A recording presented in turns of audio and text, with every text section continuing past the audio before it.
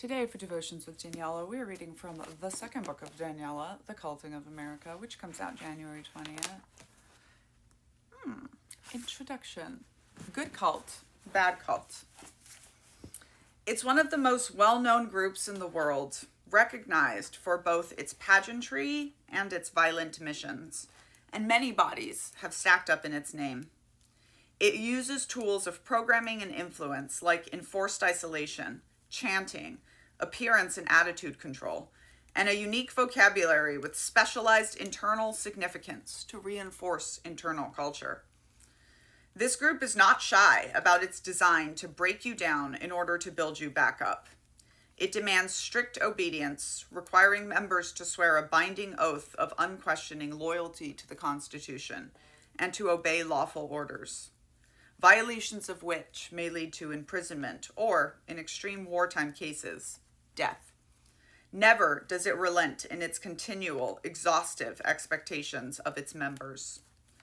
But it also provides unique learning resources and money for education, has one of the most robust healthcare plans of any American organization, and offers a generous retirement plan. The group is commonly used as a social elevator for people who would otherwise live in poverty. It provides members with an unparalleled camaraderie, sense of belonging, and the satisfaction of pursuing a clear objective alongside driven, like-minded people. The majority of former members, even those who've been required to kill in devotion to the mission, have been forced to invade another nation under false pretenses, or have had to bomb civilians, say they are proud to be veterans of the United States Army. What makes a group a cult, and who decides? There are lots of lists, and they don't all agree. As both a cult survivor and a scholar of cults and extreme groups, I feel none of the current definitions are exactly right. I think what is sometimes lost in translation is that it isn't a simple binary question that can be easily answered with a check yes or no. A cult seems easy to define from the outside. We've probably all seen a quick listicle of how to tell if you are in a cult. Most Americans, with the specter of Jonestown, Waco, and Charles Manson in our recent history, truly feel we know what makes a cult. But the only thing cult scholars can agree on is that what makes a cult has many hidden layers and is anything but easy to define. The group I grew up in, the Children of God, is a capital C cult. Nobody would argue that a group guilty of using religious prostitution to gain money and followers, and which eventually became known for the extreme labor trafficking and sexual abuse of its children, was a very bad cult. Everybody outside the cult I have ever spoken to accepts this, and most of them believe they would never fall for anything like it. Most people, it seems, think of extremism as a line in the sand, where you stand on one side or the other. But what I learned from my time studying the border of Afghanistan and Pakistan as an intelligence officer in an Army Combat Aviation Battalion is that even when a boundary looks clear on a map or from a safe distance, there's just not a sharp line when you're hovering right over it. In fact, crossing that line is incredibly easy to do, especially when you are surrounded by others who look and think just like you, sharing your utter dedication to the mission at hand. We Americans love the idea of the binary, black and white thinking, good versus evil, our destiny manifest, and something we can be as sure of as the fact that we are number one. Since the publication of my memoir, Uncultured, in which I unapologetically compared the U.S. Army to a cult, I'm often asked if the Army might be a good cult.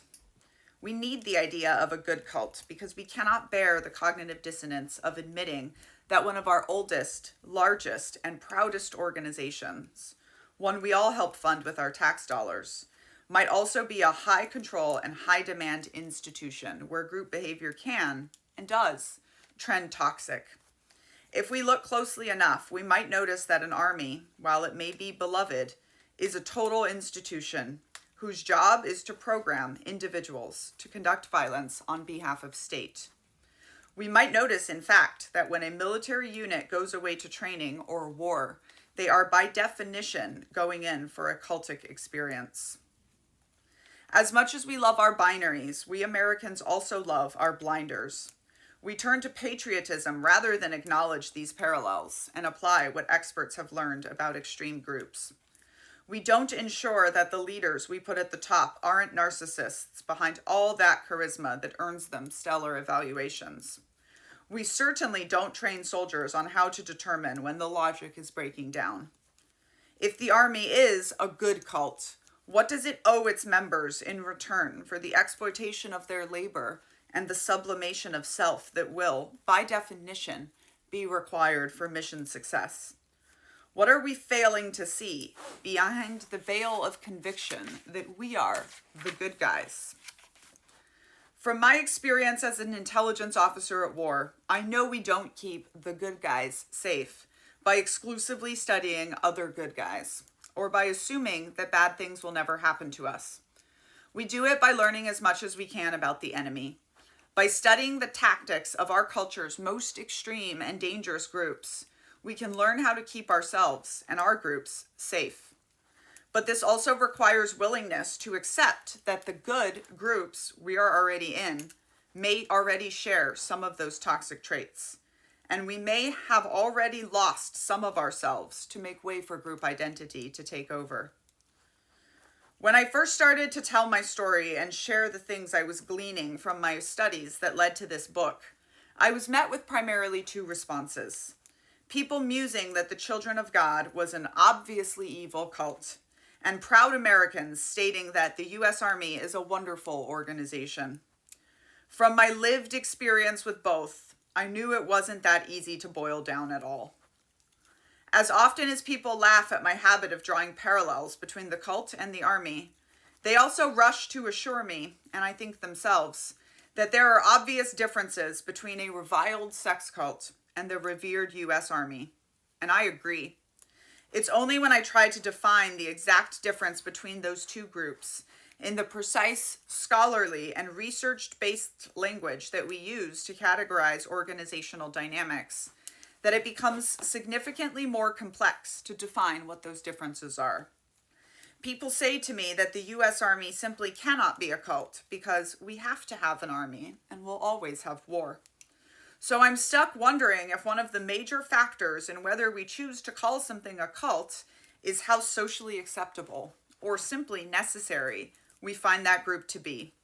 We can more easily overlook red flags the more used to something we are, or the more we think we need it. But what if cult isn't a yes or no label at all? What if it's a sliding scale and we are all somewhere on it? For this book, I propose we set the binary aside and reject the idea of an obviously evil cult or a wonderful organization, because real life just never divides that cleanly. Instead, we'll look at all our groups through the lens of what I call the cultiness spectrum, in order to find the parallels in toxic behavior that might be hiding in plain sight, even in our most beloved groups. You can get pre-orders of Culting of America attached here.